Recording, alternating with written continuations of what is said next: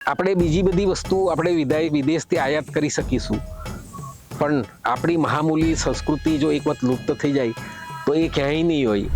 આદિવાસીઓમાં સાત સેવરી અથવા તો સાતી આસરા અને સપ્તમાતૃકા, 7 પ્રકારની શક્તિની પૂજા કરવાની પરંપરા છે.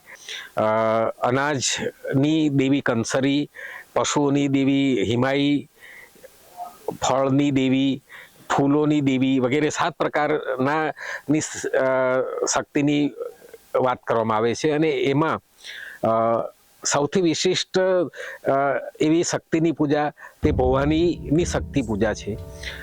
ભવાનીની શક્તિ પૂજા તરીકે શિવાજી મહારાજ વખતે પણ બહુ જ શ્રદ્ધાથી માનવામાં આવતી હતી, અને એવું માનવામાં આવે છે કે શિવાજી મહારાજ ઉપર ભવાની માતાની કૃપા હતી અને એમની પાસે ભવાની તલવાર હતી અને એ તલવાર હાથમાં લેતા જ શિવાજી મહારાજના અપ્રિતમ શૌર્યનો સંચાર થતો અને એમનો વિજય પ્રાપ્ત થતો.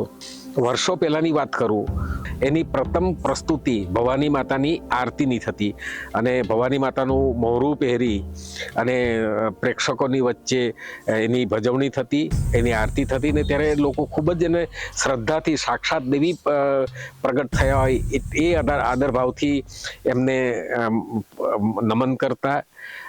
અને ગીત, તે વખતે ગીત પ્રસ્તુત થતું, બાળપણમાં સાંભળેલું એટલે મને એના શબ્દો ખાસ યાદ નથી, પણ એમાં કહેવામાં આવે છે કે હે ધરતી માતા, હું તમને નમન કરું છું. એ સપ્તશૃંગી માતા, તમને હું નમન કરું છું.